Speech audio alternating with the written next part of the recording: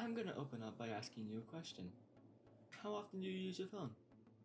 Once a day? Twice a day? No, you probably use it hundreds of times a day. In fact, you're probably using it right now to watch this video. Let me ask you another question. When you have to search something up, do you go to the nearest library and look for a book? No, you probably use your phone and you simply search it up on Google, don't you? So if we are relying on technology so much in our everyday lives, why are we expecting children not to use it? Anyways, I know that was a lot of questions, but welcome to another Coding Tricks video. Today we are going to be discussing about how technology is important in the classroom.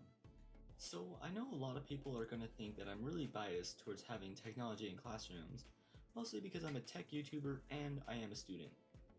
But for being honest, I didn't really use technology in school until high school when I got my first phone. Now, I know a lot of adults would be like, well, when I was in high school, we didn't have technology. And that's great and all, and I understand that. But at that time, that was like 20 years ago when you were in high school, or just in school in general, there wasn't really technology. There was no reason to need the newest phone or even have a phone period. It's because nobody had it. Now, I hope you hear the side of us kids because we're in a new age. This is different. So maybe we do need it. People from all over around the world are connecting together, and it's through technology.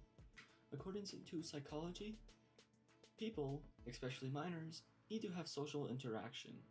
And back about 20 years ago, people were connecting and socializing through going outside and hanging out with their friends. But nowadays, children are socially interacting through phones and technology, and they're using games and they're sharing stories, and you can do almost anything with technology. But it's kind of not helpful when parents go around and they say no to technology. Because yeah, I agree, children do need time outside, trust me, I know.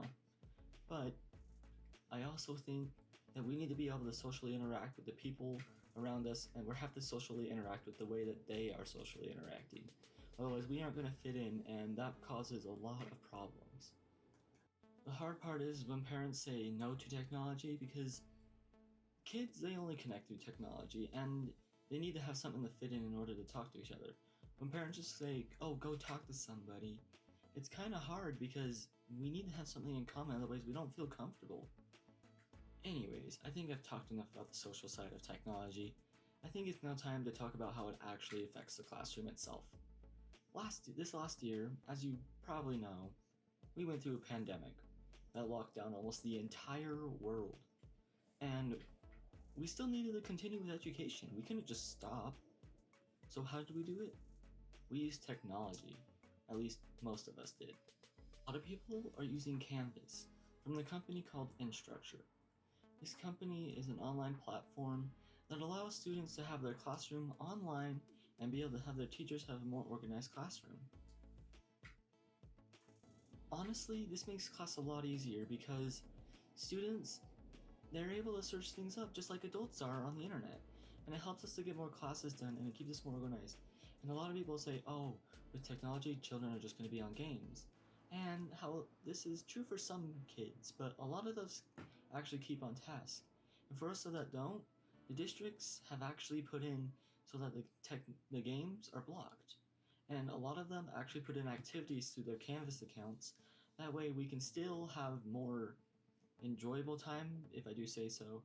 And it honestly works out a little better than if we were just to go back to being right on paper.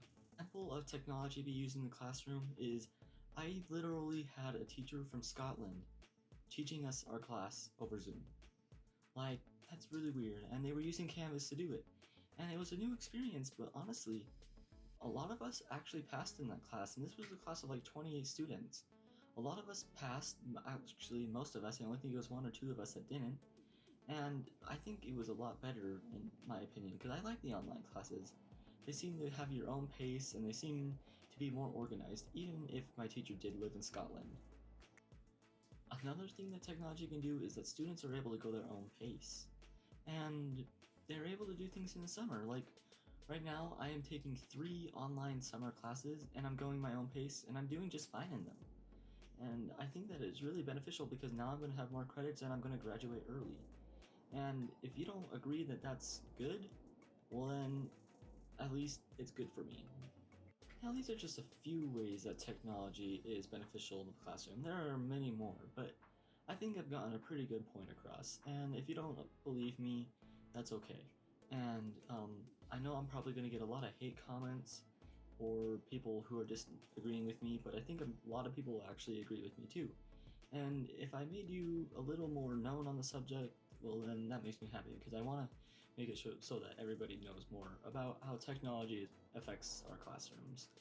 And thank you for watching the video because it really does mean a lot. And if you could help by just liking the video, I mean, watching it was already good enough, but if you could like the video, share it, and if you even subscribe, that would mean the best in the world. But thanks for watching again, and we will see you guys on the next Coding Chicks video.